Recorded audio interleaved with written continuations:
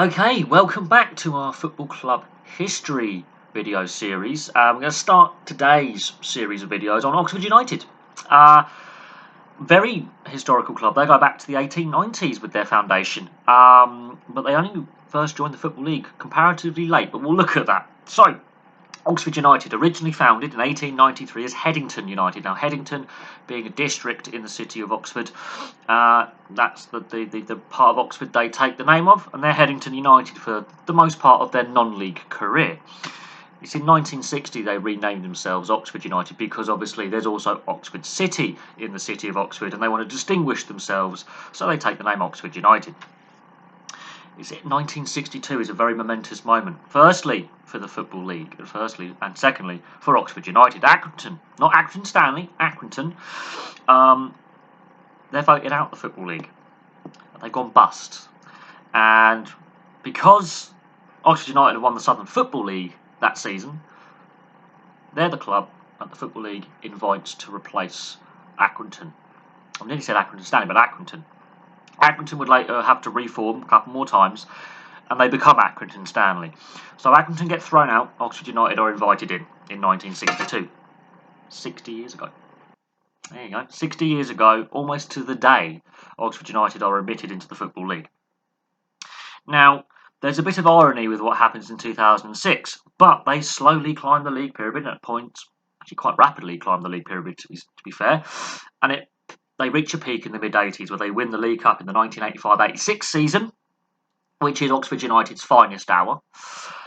But there's a problem. They can't enter the UEFA Cup because of the European ban that has now been imposed on English clubs following the Hazel disaster between Liverpool and Juventus in Brussels at the Hazel Stadium.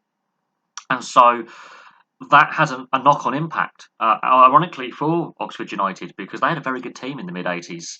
And because of that inability to play in Europe, and imagine if they won the UEFA Cup, how different Oxford United's story could have been. By 1988, only a couple of years later, they are relegated out of Division 1 and have not been back to the top flight since. That's 34 years since they were last in the top flight.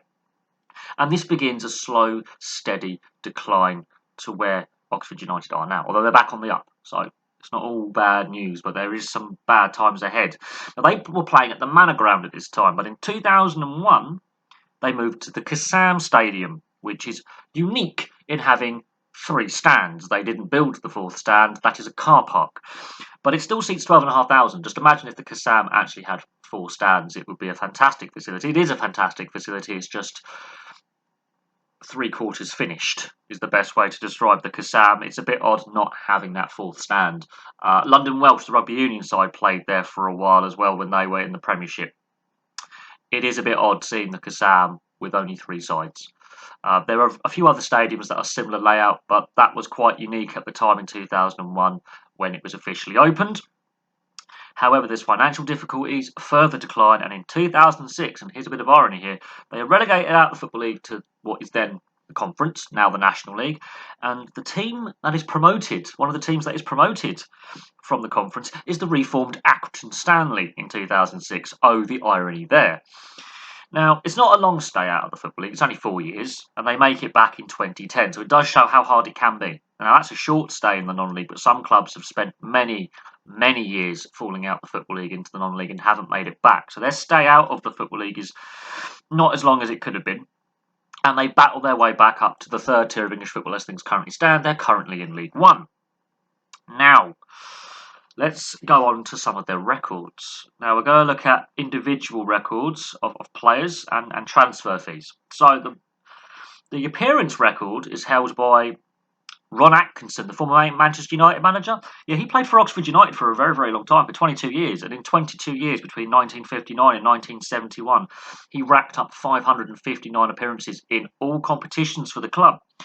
His brother, who sadly has now passed away, Graham Atkinson, racks up the record goal-scoring tally for the club with 107 in 398 appearances, again in all competitions, in a 25-year career at the club between 1959 and 1974. So obviously Ron Atkinson's obviously managing Manchester United when Oxford United win the League Cup, and he obviously wins the FA Cup with Manchester United.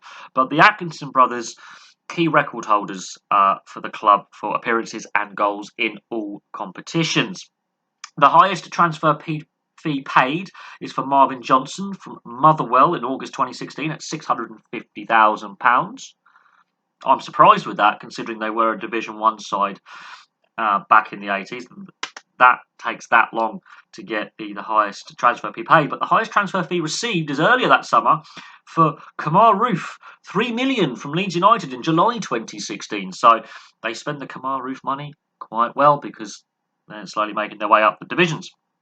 And of course, their fiercest local rivals are Reading and Swindon Town. Now, I've done a video on Swindon Town, which is one of the reasons why I'm doing this video on Oxford United. Both clubs have won the League Cup, and both clubs have been in the top division at some point in their history, but haven't been back since last being relegated from said top flight. Now, the difference between Oxford United and Swindon is Oxford United have also fallen back out the Football League and bounced back into the Football League. But it is interesting that they are also League Cup winners in their history.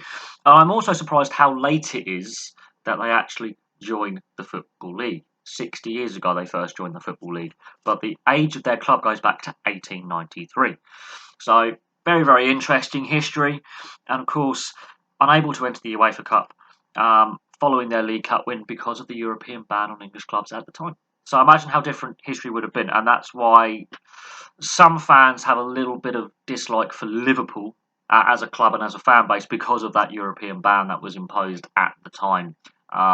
It doesn't sit well with a lot of fan bases who feel like they were robbed of their opportunity to play in Europe and experience the European journey that Oxford United were back in the mid-80s, and it did ultimately lead to that slow decline because they couldn't enter Europe and get that extra revenue, and by 88, 2 years later, they're out of Division 1 and they haven't been back since. So there we go. Thank you very much for watching. Please place your thoughts in the comments section below. I'll be interested to see what Oxford United fans have to say. Please give a like and a subscribe if you like what you've seen, and I'll have some more content for you coming up very, very soon.